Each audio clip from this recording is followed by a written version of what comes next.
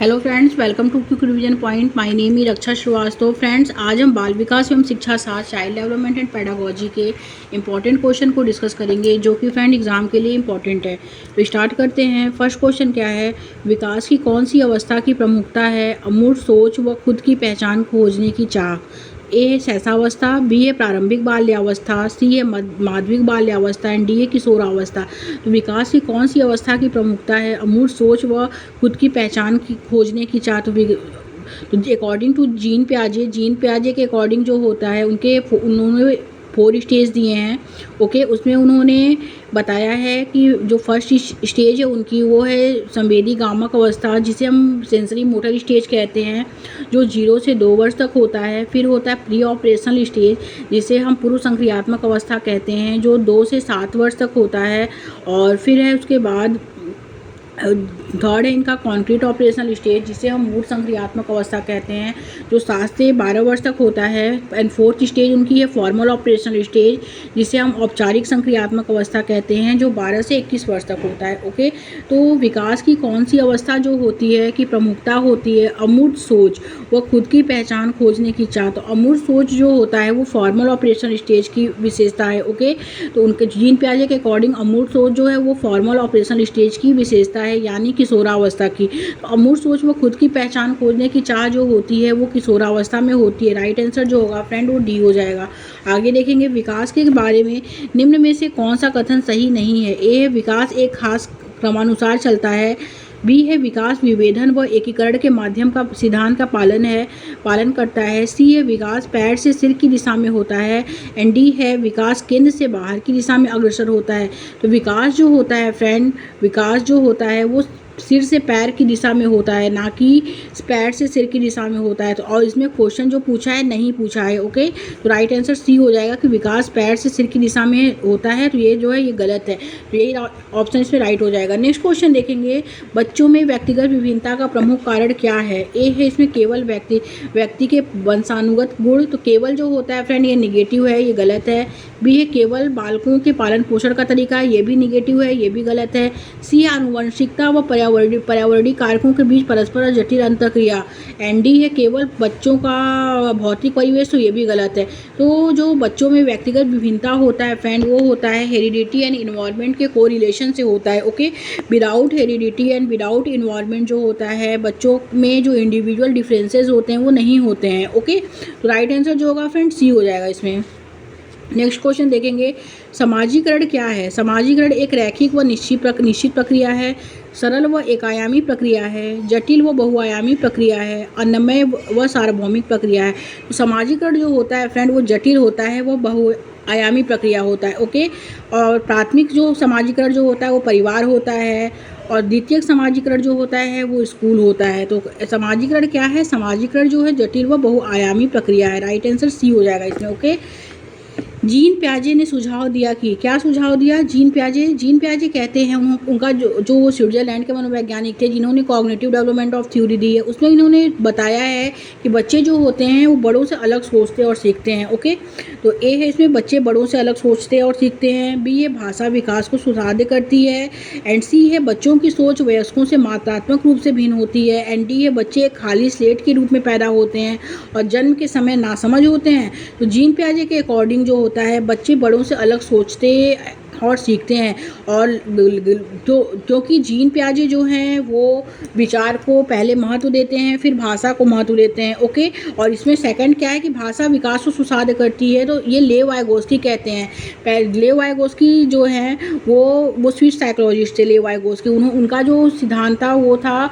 सामाजिक सांस्कृतिक सिद्धांत, सोशल कल्चर थ्योरी। ओके, तो इन्होंने पहले बताया है कि भाषा पहले आती है, यानी लैंग्वेज को इन्होंने पहले इंपॉर्टेंस दिया है, उसके बाद थॉट को इंपॉर्टेंस दिया है।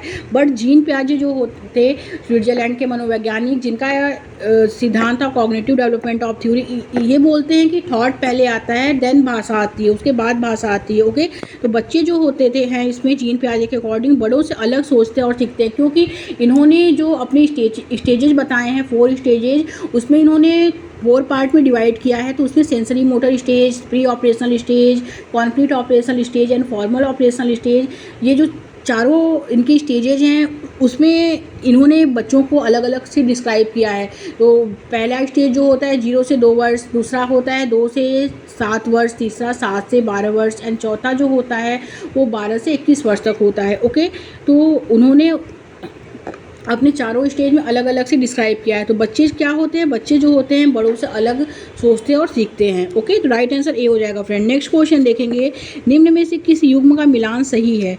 ए है इसमें शिशु अवस्था। शिशु अवस्था जो होता है फ्रेंड 6 से 11 साल होता है, तो ये गलत है। शिशु अवस्था जो होता है वो 0 से 2 वर्ष तक होता है। ओके, जिसे हम कहते हैं सेंसरी मोटर स्टेज। बी है माध्यमिक बाल्यावस्था। माध्यमिक बाल्यावस्था जो होता है 2 से 6 साल नहीं होता, ये भी गलत है। माध्यमिक बाल्यावस्था जो होता है वो 7 से 12 साल तक होता है। ओके, जिसे हम क्या कहते हैं, जिसे हम कॉन्क्रीट ऑपरेशनल स्टेज कहते हैं, यानी मूर्त संक्रियात्मक अवस्था कहते हैं। जीन पियाजे की तीसरी अवस्था होती है, तो ये भी गलत है। एंड सी क्या है, अमूर्त संक्रियात्मक अवस्था 11 साल से अधिक। तो ये मिलान जो है ये करेक्ट है। ये फॉर्मल ऑपरेशनल स्टेज यानी जीन पियाजे की लास्ट स्टेज होती है ये अमूर्त संक्रियात्मक अवस्था, तो ये 11 साल से 21 साल तक होती है, तो ये सही है। एंड फर्स्ट डी है पूर्व संक्रियात्मक चरण, जन्म से 2 वर्ष तक। ओके, पूर्व संक्रियात्मक चरण जो होता है फ्रेंड वो क्या है, पूर्व संक्रियात्मक चरण जो होता है जन्म से 2 वर्ष तक होता है। ओके, यानी प्री ऑपरेशनल स्टेज जो होता है, प्री ऑपरेशनल स्टेज ये जीन पियाजे की सेकंड स्टेज होती है। तो ये क्या है, ये जन्म से 0 वर्ष तक है, तो ये करेक्ट है। ओके, ये गलत है। तो इसमें जो राइट आंसर होगा, पूर्व संक्रियात्मक अवस्था 2 से 7 वर्ष तक होती है, तो इसमें राइट आंसर सी हो जाएगा फ्रेंड, अमूर्त संक्रियात्मक अवस्था 11 साल से अधिक। आगे देखते हैं, कोहलबर्ग के नैतिक विकास के सिद्धांत की कौन सी एक प्रमुख आलोचना है। ए है कि यह चरणों को निर्दिष्ट नहीं करता है। बी है यह नैतिक सोच पर सांस्कृतिक कारकों और लिंग के प्रभाव की अवहेलना करता है। सी है यह प्राकृतिक स्थितियों में बच्चों के सहभागी अवलोकनों का उपयोग करता है। एंड डी है यह नैतिक विकास का एक निश्चित क्रम जो है वो नहीं देता है। तो कोहलबर्ग के नैतिक विकास के सिद्धांत की कौन सी एक प्रमुख आलोचना है, उनकी कोहलबर्ग जो है उनका नैतिक विकास का सिद्धांत है, जिसमें इन्होंने अपने 3 स्तर बताए हैं। ओके, और उसमें उस 3 स्तर में उन्होंने 6 स्टेज बताए हैं, जिसमें उन्होंने कहा है कि जो उनका एक प्रमुख आलोचना उन्होंने बताया है वो यह कहा है कि यह नैतिक सोच जो होता है वो सांस्कृतिक कारकों और लिंग के प्रभाव की अवहेलना करता है। ओके, राइट आंसर बी हो जाएगा फ्रेंड। नेक्स्ट क्वेश्चन देखेंगे, लेवाइगोस्की का मानना था कि ए बच्चों को जो प्रस्तुत किया जाता है वे उसका निष्क्रिय रूप से पुनरुत्पादन करते हैं। बी है बच्चे बड़ों की मदद से अच्छी जो है समझ खुद बनाते हैं। एंड सी है इसमें बच्चे उद्दीपन व प्रतिक्रिया का अनुकूलन करके सीखते हैं। एंड डी है बच्चे तब सीखते हैं जब उन्हें उपयुक्त भौतिक इनाम प्रदान किया जाता है। ओके, तो अकॉर्डिंग टू लेवाइगोस्की का मानना था कि बच्चे जो होते हैं बड़ों की मदद से अपनी समझ क्या करते हैं, खुद बनाते हैं। ओके, तो राइट आंसर सेकंड हो जाएगा फ्रेंड। नेक्स्ट क्वेश्चन देखेंगे, लेवाइगोस्की के संज्ञानात्मक विकास के सिद्धांत में मनोवैज्ञानिक उपकरण को बहुत महत्वता दी है। किसने महत्वता दी है? ए है भाषा, बी है कैलेंडर, सी है कैलकुलेटर एंड डी है मोबाइल। तो लेवाइगोस्की ने संज्ञानात्मक विकास के सिद्धांत में जो इन्होंने साइकोलॉजिकल टूल बताए हैं उसमें इन्होंने इंपॉर्टेंस जो दिया है वो लैंग्वेज पे इंपॉर्टेंस दिया है। ओके, इन्होंने कहा है कि लैंग्वेज पहले आता है फिर वो थॉट आता है। राइट आंसर ए हो जाएगा। आगे देखते हैं फ्रेंड, नेक्स्ट क्वेश्चन क्या है, एक प्रगतिशील कक्षा में मतलब इंक्लूसिव क्लासरूम कैसा होता है। इंक्लूसिव क्लासरूम जो होता है फ्रेंड वो चाइल्ड सेंटर्ड होता है, यानी कि शिक्षक केंद्रित होता है। ओके, और इसमें बच्चों को का सीखना इनाम व सजा के प्रयोग से नियंत्रित होता है, तो ये गलत है। ओके, बी क्या है, बच्चों को सख्त निगरानी में रखना चाहिए व जो है इसमें अनम्य पाठ्यक्रम अपनानी चाहिए, ये भी गलत है। सी क्या है, बच्चों को सुशासित करने के लिए वेधन व अभ्यास के लिए की विधि का जो है पालन किया जाता है, ये भी गलत है।